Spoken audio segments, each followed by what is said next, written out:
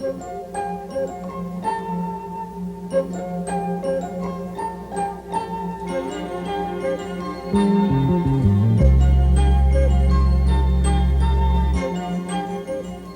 gas.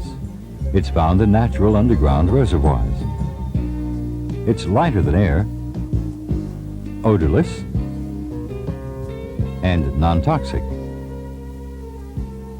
It appears in homes as energy, clean and simple. But the industry that brings gas to our homes, offices, and factories is not simple at all.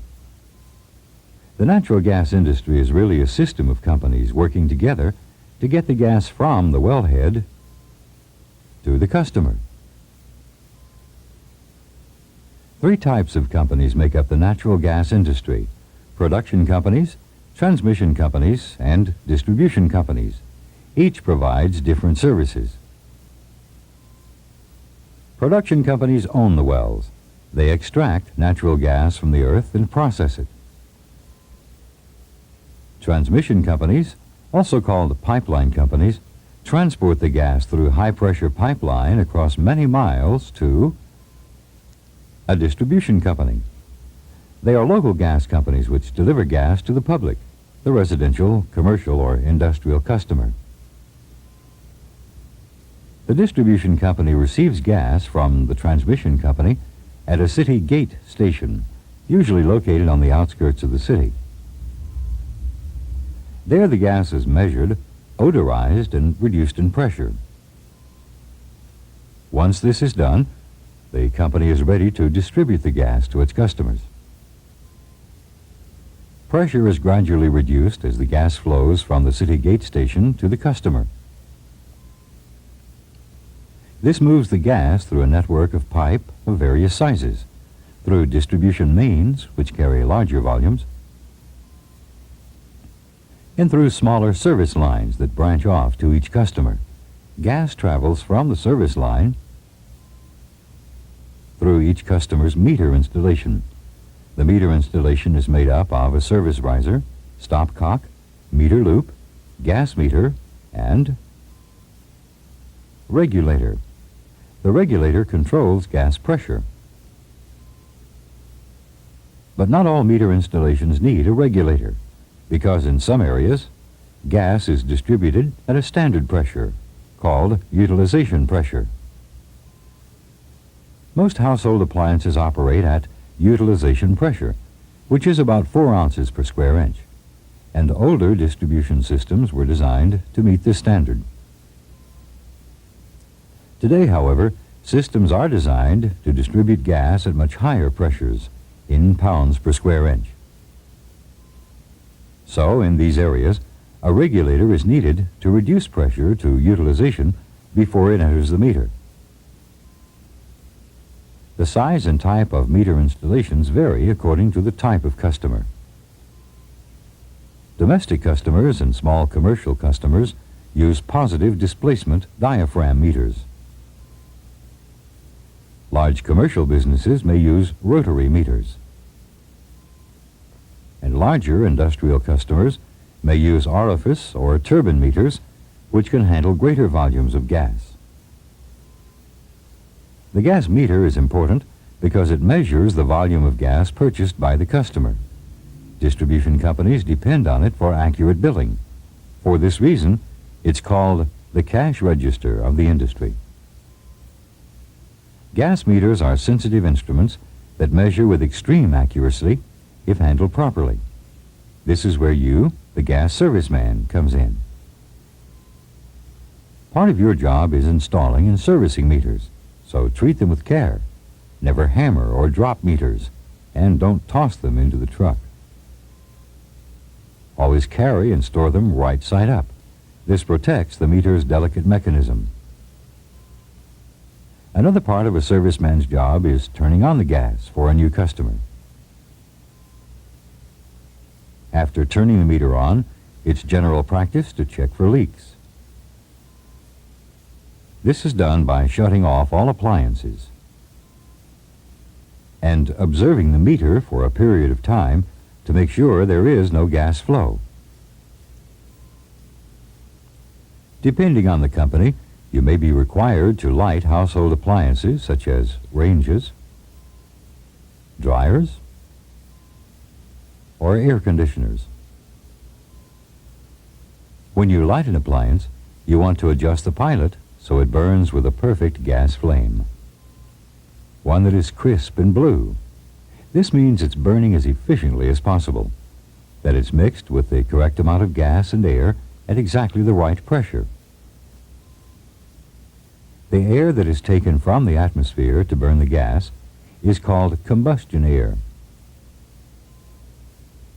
And it takes a lot of combustion air to burn gas. The standard recommendation is to mix 10 parts air to 1 part gas. After lighting the pilot, you should also make sure that the burners on the appliances are adjusted to achieve the proper flame.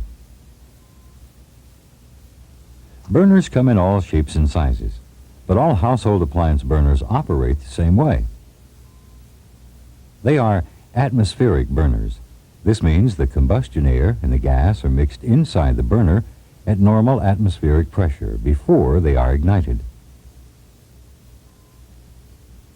If the burner you're adjusting has a yellow-orange or luminous flame, it means the burner is not taking in enough air. If the flame looks like this, you're getting liftoff. Liftoff happens when the gas and combustion air mixture travels too fast because of excessive pressure. After lighting the appliances, you should check the venting system. A gas flame normally produces 3 things: energy, carbon dioxide, and water vapor. If the venting system is not working, these products can starve the flame for oxygen, causing it to produce soot and poisonous gases, even carbon monoxide. The venting system is made up of a draft hood, a flue, and a flue cap. The draft hood, which is also called a draft diverter, draws in air. This air, called dilution air, cools and pushes the products of combustion up the flue. The flue or vent cap prevents backdrafts and keeps out the elements. Checking for leaks is another important part of a serviceman's job. If a customer suspects a leak at some time after his gas is turned on, you may be sent out to determine the problem. Different companies handle leak investigation different ways, so details of your company's specific policy will be given after this program. When responding to a customer's call about a gas leak, the first question is, where do they smell the gas? If it's outside, you can use a combustible gas indicator to check out the service line. Combustible gas indicators sense the percentage of gas and air in a specific area. If a leak is found here, servicemen usually call a construction crew to come out and dig up the line. If the gas smell is inside, the leak must be in an appliance or the house piping. So you need to run a shut-in test. A shut-in test isolates the house piping. To do this, turn off all gas outlets in the house. Next, check to see if gas still flows through the meter. If there is gas flow, it's flowing through a leak in the house piping, and leak repair is usually the customer's responsibility. But if there is no gas flow at this point in the shut-in test, the house piping is okay. So, check the appliances for leaks. Turn on the appliances at the house outlets. Then, using a soap solution and brush, cover the pipe joints. Then, check for bubbles, which indicate escaping gas. Here again, leak repair is usually the customer's responsibility. When you make a service call, you should always carry a tool kit that has the hand tools you'll need for leak investigation and maintenance. For example, adjustable wrenches, pliers, pipe wrenches, soap can, pipe cutters, and special tools designed for gas service work, such as dies for threading pipe, pipe reamers or orifice drills. Basic care of these tools is simple. Make sure you use the right tool for the job. This prevents injury and saves time in the long run. You'll also use several measuring instruments. The spring gauge gives you direct gas pressure readings. You'll probably use the manometer more often. It's more sensitive to utilization pressure and is more accurate than the spring gauge. And as mentioned before, you may use the combustible gas indicator at some time to detect leaks. Of course, safety is important to keep in mind when using any tool or instrument. Particularly during that first year, it's the most hazardous period of your employment. And when you think about it, probably the most dangerous tool you'll work with is the service truck. Vehicle accidents, falls, electrical shock. Even dog and insect bites are all waiting to happen unless you think ahead. So make safety a habit. Use the right tools for the right job. Use common sense and observe the rules your company establishes. And if you don't know, ask. Your supervisor has years of experience and can help you learn the proper methods of doing your job. The serviceman is often the only contact the public has with a gas company. Consequently, a customer might base his entire impression on your behavior. A neat, business-like appearance will project a professional image from the start. You'll run into all types of customers, and your attitude can gain or lose their respect and confidence. So be friendly.